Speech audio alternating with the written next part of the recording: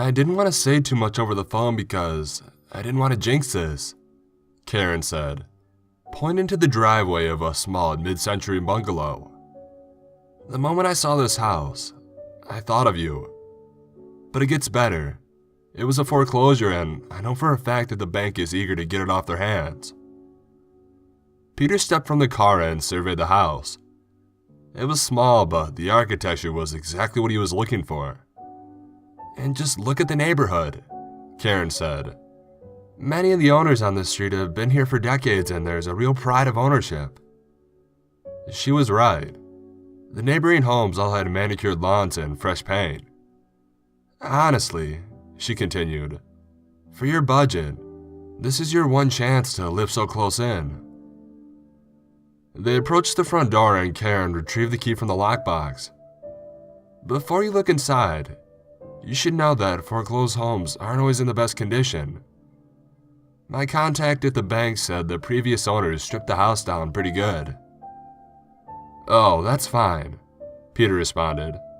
I was planning on doing some work anyways, to really make it mine. The two entered through the front door, which opened to a small living room. The house was dark, and Peter could see that all the sockets and light fixtures had been removed. But it still had built-in cabinets with leaded glass and a fine bookshelf. The hardwoods creaked underfoot. The living room opened to a small breakfast nook with a gallery kitchen, and another narrow hallway led to the two small bedrooms and bath. It was small, what a real estate agent would call cozy, but Peter felt it was perfect. He could look beyond the stripped hardware and dingy paint to what the house could be, if he lived there. This is it, he exclaimed. Let's put in the offer today and make sure we get it. Don't you want to run this by Annie first? Karen inquired. No way. She'd agree that this is too good of an opportunity to miss out on. Peter knew that Annie would find it as equally as perfect. And besides, they didn't live together, so it was ultimately his decision to make. Karen did as he instructed, and 3 weeks later, the deal was sealed. Peter spent that time planning his big move. He threw out the old furniture and futon, planning to start from scratch with a house to ensure that every piece of decor suited the age of the home and reflected his aesthetic. He and Annie had had countless conversations about appropriate colors, furniture pieces, and even what size bed to buy. She was just as excited as he was, and even though he hadn't brought up the subject of her moving in, she was already treating the home as her own. Moving in was a breeze, as Peter now had very few possessions. He took a week off from work and he planned to get the house in a livable condition right away. The first night, he and Annie camped out on the floor of the living room. They listened to music and talked long into the night about their new lives. They woke up early the next morning, groggy but eager to get to work. They had just finished breakfast when Annie stopped. Did you have any strange dreams last night? I don't really remember dreaming at all. I guess I was just really tired, Peter answered dismissively. I just remembered I had this terrible dream, she said. We were sleeping in the living room when suddenly I woke up with this bad feeling. I looked into the nook and there was this shadow, this big black thing. I couldn't make out what it was, but I knew it was watching us and it felt awful. I kept trying to wake you, but you wouldn't budge. Her memory had made her uneasy. Peter saw her shiver as she recounted what details she could remember. It's probably just the side effects of sleeping in a new place. Besides, it's not like the floor was all that comfortable. Peter responded, wildly stretching his back and groaning. Peter and Annie worked long into the evening that day, painting and replacing the fixtures that the prior owners had in. They were in the middle of painting the living room earlier that day when Peter had made a discovery. Hey Annie, do you remember seeing if the house had a chimney? Annie stopped and thought. Yes, it does. I'm almost positive. Why? I didn't notice until just now. But there's a mantel and brickwork, but no fireplace. They examined the old brick fireplace, having no explanation as to why someone would obscure a feature that increased the home's appeal. Weird. Peter said. These thin bricks here face vertically, opposite of the rest of the mantle, and form an oval. That must have been the original shape. I'm definitely going to take care of that this week. Annie dismissed the curiosity, saying that it probably was just the fashion of a certain day, like shag carpeting or wallpaper. They set back to work, but the thought had wedged itself in Peter's mind. That night, they had gotten takeout and once again spread out on the camping mats for another night on the floor. They complimented themselves on a job well done, satisfied that the house was now ready to be furnished. That night, Annie woke from a restless sleep with the same sense of dread as the night before. She tilted her head to see the alarm clock flashing 12 o'clock. The power must have gone out. Tomorrow's Sunday, she thought. We can sleep in. She rolled to her side, stealing a glance into the breakfast nook. It was watching her. She tried to reach for Peter, but he couldn't move. She squinted, trying to make out what it was, but all she could see was the darkness. She steadied her breathing so as not to draw attention to herself while her eyes adjusted to the new surroundings. But still, it was just darkness. A darkness that was without shape. A darkness set curiously out of place against a wall that should have otherwise been illuminated by the moon. She tried to kick Peter, but she could not move. She too looked like she was sleeping. She was overcome with intense feelings of fear and loneliness. Panicked, she clenched her eyes shut and she repeated the Lord's Prayer. She must have fallen asleep because she awoke with a start the next morning to the sounds of birds chirping and the sun illuminating the freshly painted room. Despite the apparent cheeriness of her surroundings, Annie could not shake the chill from the night before. "Did you dream last night?" she asked Peter, who thought for a second but couldn't remember. "You know, I know you don't believe in it, but you could have the house blessed. I know Father Deming would be happy to come over, and it only takes a couple of minutes." She tried to broach the subject gently, but it was obvious that Peter was annoyed. "Why don't we get a shaman to come in and burn some sage while we're at it?" he said. "Then it would be twice as blessed. Throw in a witch doctor and maybe money will rain from the ceiling." Peter was typically respectful of Annie's beliefs, but the house brought his frustrations with the relationship to the surface. He'd love for her to move in, but she stated that they couldn't live together until they were engaged. He loved her, but didn't feel like he was ready. He said if they lived together, it would be easier to save the money to get married, which brought the two to an impasse. Annie was tired and annoyed. "I was just trying to help," she said. "I should go. I have to work tomorrow and I still have laundry and things to do at home." Peter didn't try to dissuade her. He set to work that day, unpacking the few possessions he brought with him, but his thoughts soon turned to the fireplace. If he knocked those bricks out now, he reasoned, it would be easier to clean than when he had furniture in that room.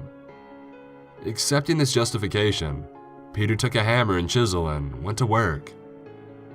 The patch job must have been shoddily done because the bricks came loose with hardly any effort. As Peter removed them, he noticed something rather large in the fireplace. He removed the last brick, revealing a piece of furniture with a sheet over it. He thought it was an end table until he removed the sheet to reveal an old television. The television was in perfect condition, an old cabinet-style set from what he guessed to be the late 60s. It would be the perfect addition to the living room, a real conversation piece. He strained, but was eventually able to shimmy the old set out of the fireplace and into the corner of the room. He dusted the set off.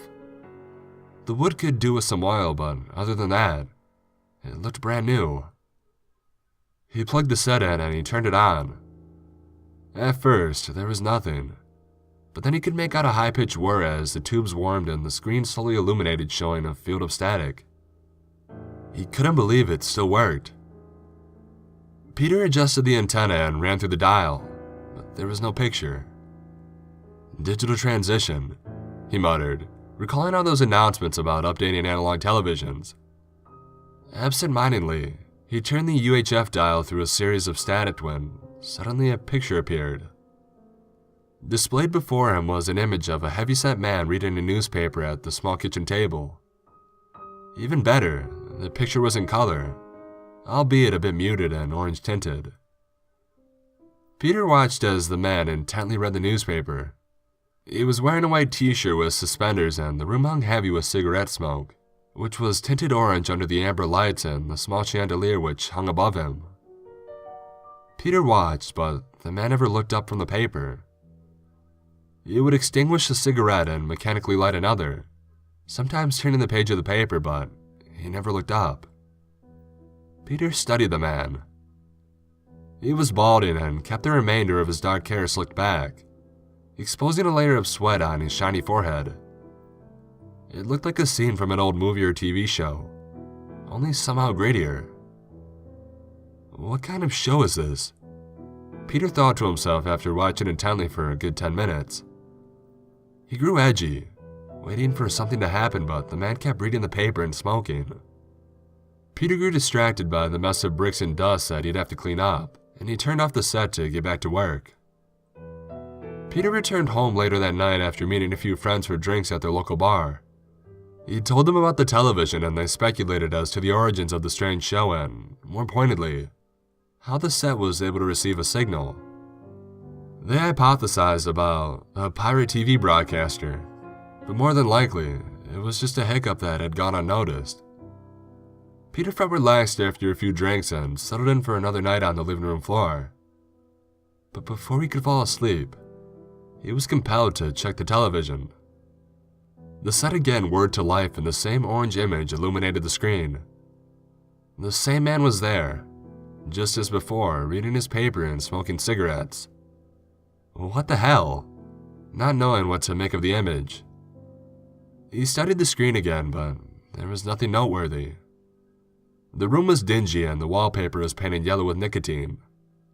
Other than the wallpaper and the chandelier, there was nothing else in the frame.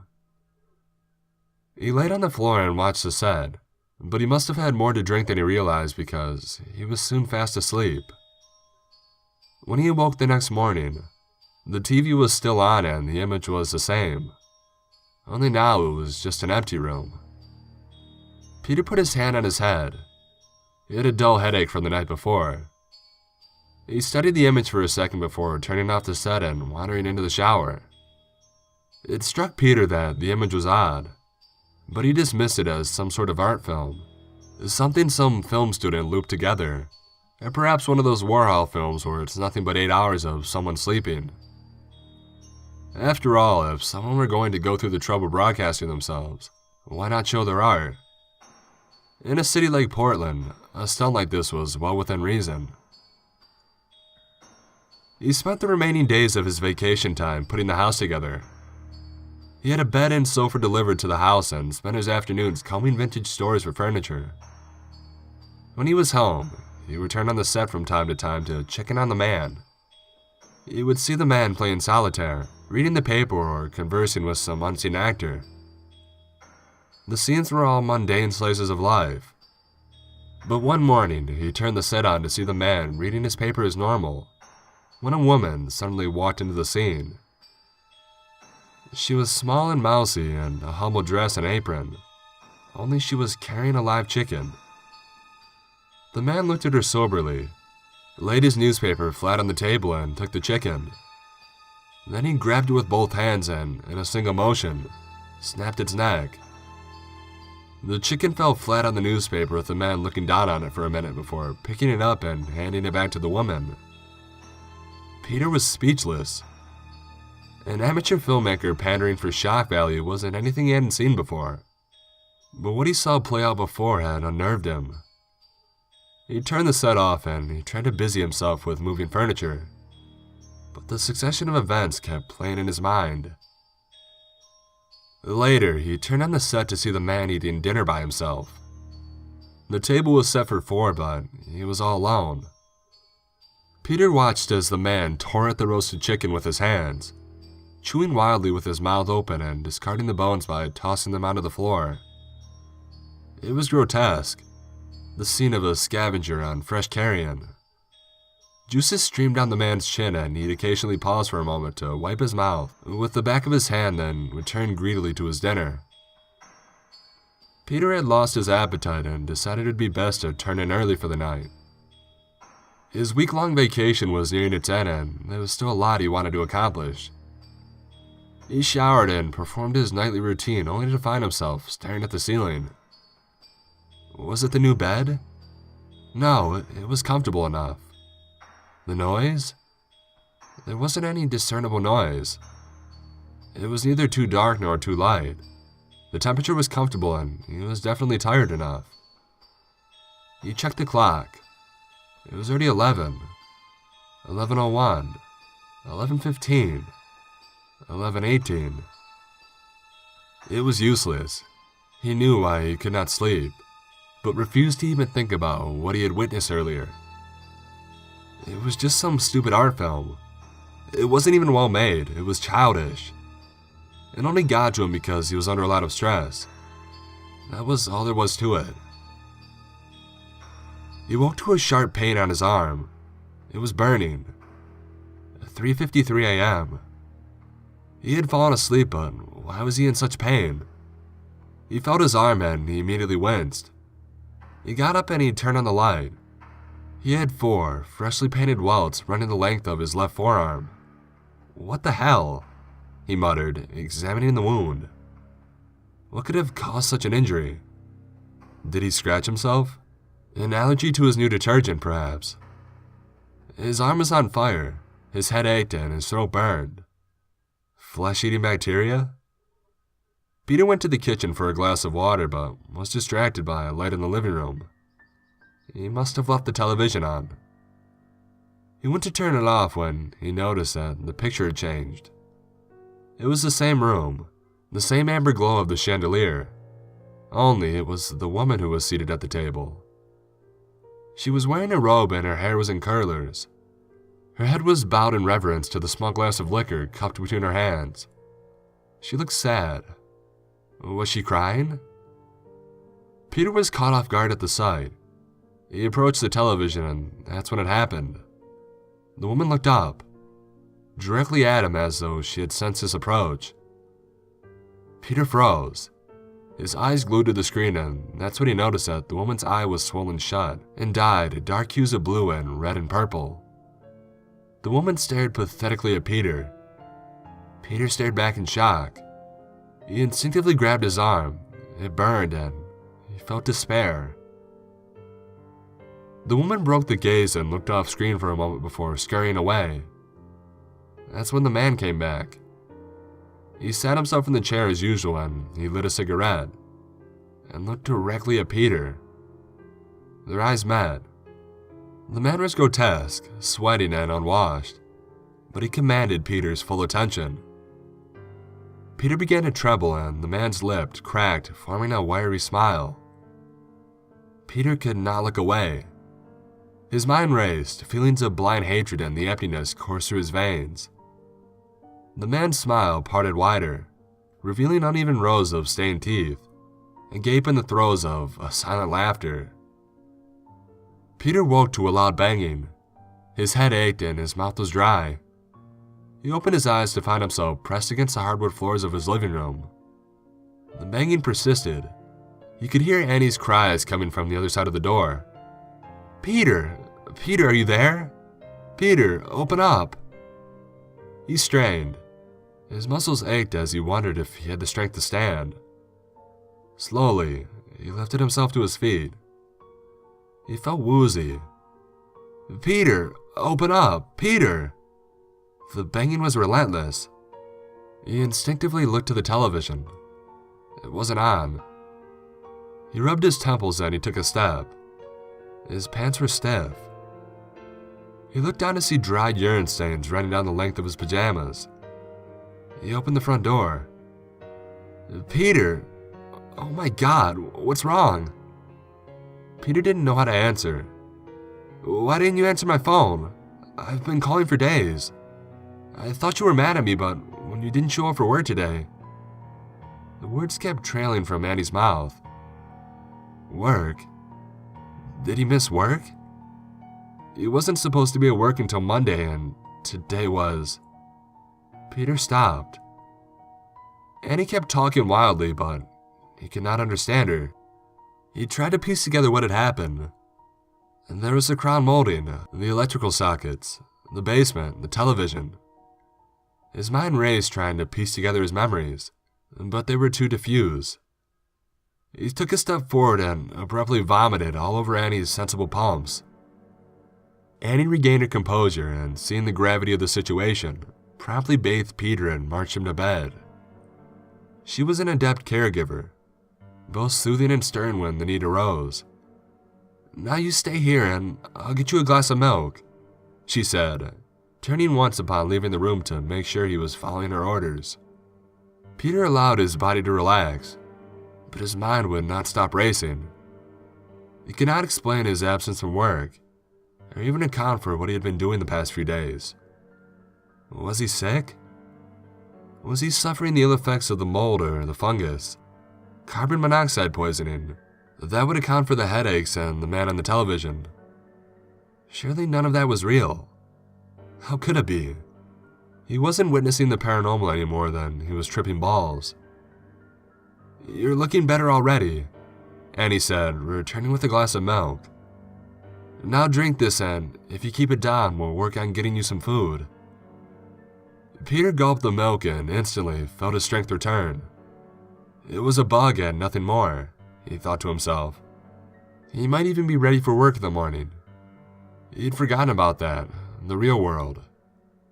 Annie smiled, apparently happy he'd so readily downed his milk. "See, your color is already coming back," she said. "Now how about dinner? Any requests?"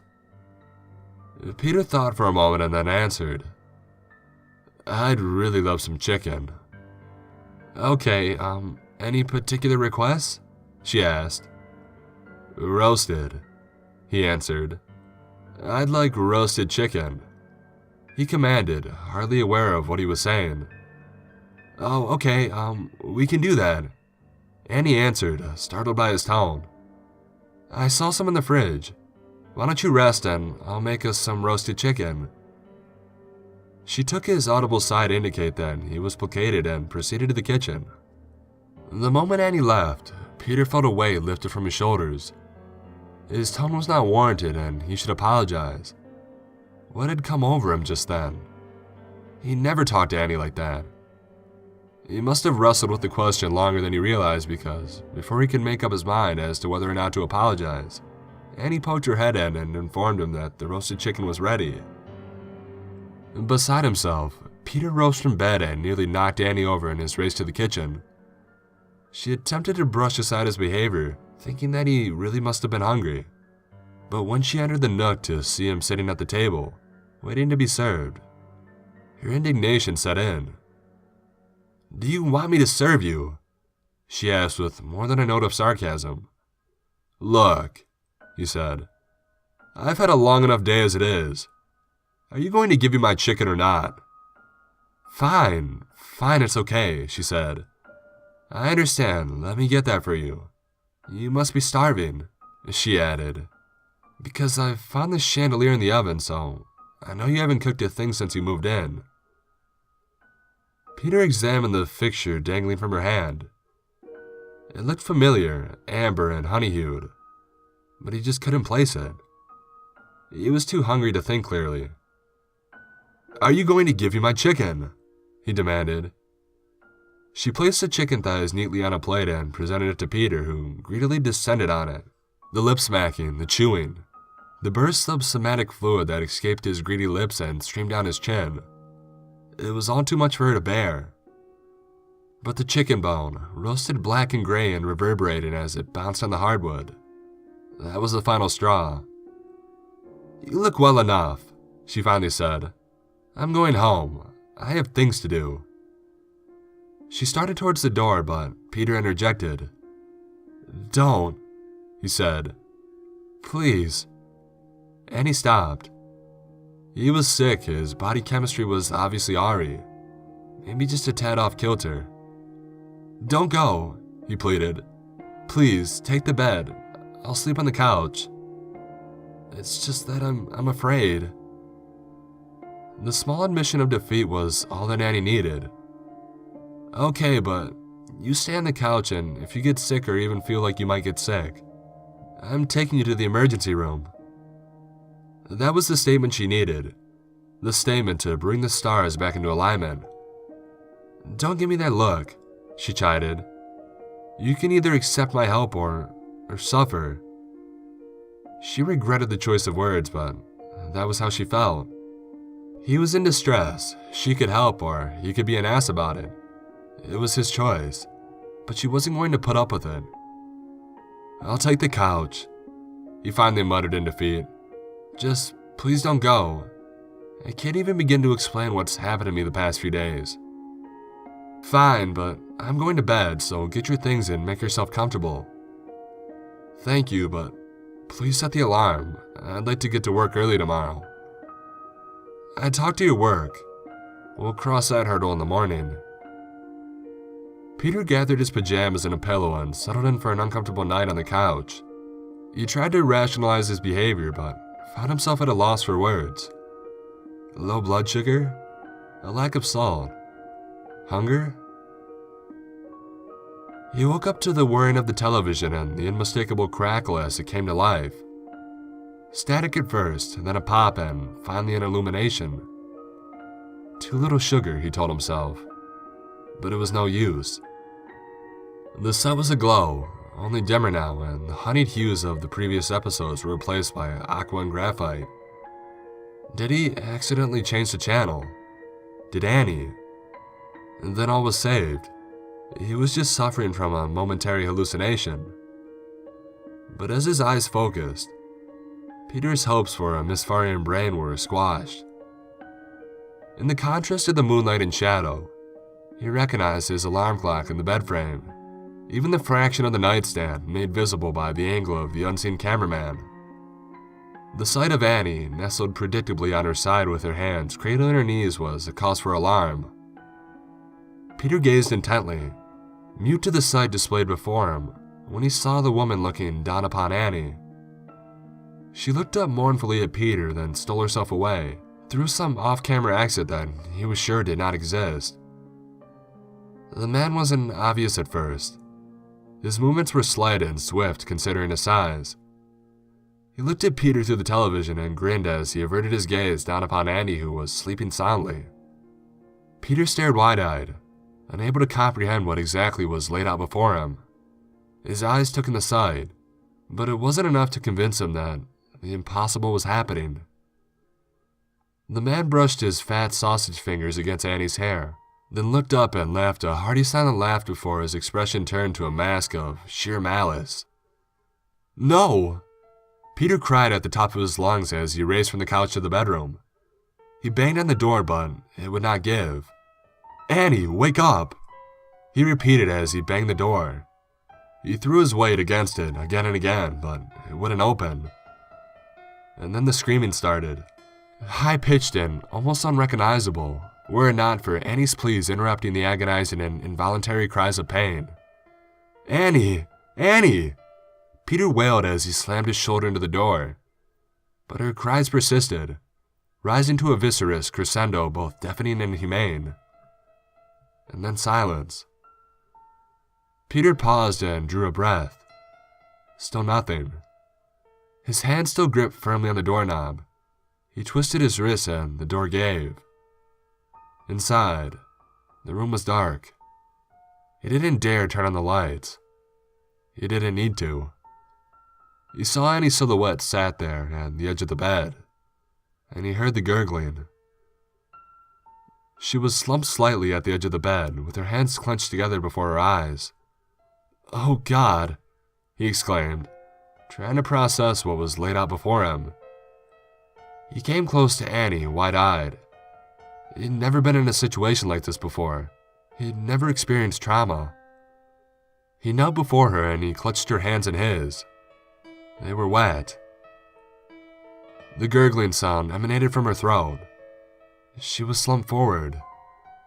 Peter put his hands beneath her chin and elevated her head in an attempt to assess her wounds, but was greeted by the absence that should have been the dimple in her neck. The one he had often spent too much attention on with his tongue, according to Annie. He was still holding her clenched hands, but it was only now that he felt that she was holding something. Fingers groping. He felt it. Wet and moist. It was part of her. The missing part. It was the moistness. It was all over him, her, the sheets, everything. He paused, and she fell over, wet and pallid. He paused, claustrophobic. There was no escape. This is real. This is happening. He must have been contemplating the scene, her hand still clutched between his. For some time, he couldn't be sure. But he was finally roused from his stupor by the ruckus. But what was it? Trembling in tunnel vision, Peter emerged from the bedroom. There was shouting. He made his way into the hallway towards the nook, but the shouting only grew louder. His hands were tense, clenching Annie's final gift. He felt the moisture emanated from his hands, then looking down, finally focused. It wasn't the blood so much as the tissue. The cells, the mucus, still technically alive and now posthumously Annie's. It was hers, but what was it? Why was he holding it? Bewildered, he raised his hands. "Police! Put your hands up!" It wouldn't have mattered. The hands, the trachea held firmly in his hands. The blood. The sound was deafening, though he felt the shock first, repeatedly. Each time, the shock. And then the sound. Gunfire. "He's down," a voice said. "Good God," the other replied. "The fucker deserved it." It wasn't until the second day that the detective noticed it. The scene being played before his eyes in a sepia tone. "This is perfect," the detective said. "What's that?" the recruit asked. "This set. The wife has been bugging me for something like this ever since we got that Jew Price bungalow. You know, I think this set is important. We're going to need to bring this into evidence." "Sure thing, sir," the recruit said. "But what is this show? There's no sound." "Probably just some old sitcom," the detective responded. "Not one I've ever seen. It's just two white couples eating." "That's probably why you've never seen it," the detective snorted, wondering who was led to the two unoccupied place settings. "Just get it into evidence." "Sure thing, boss."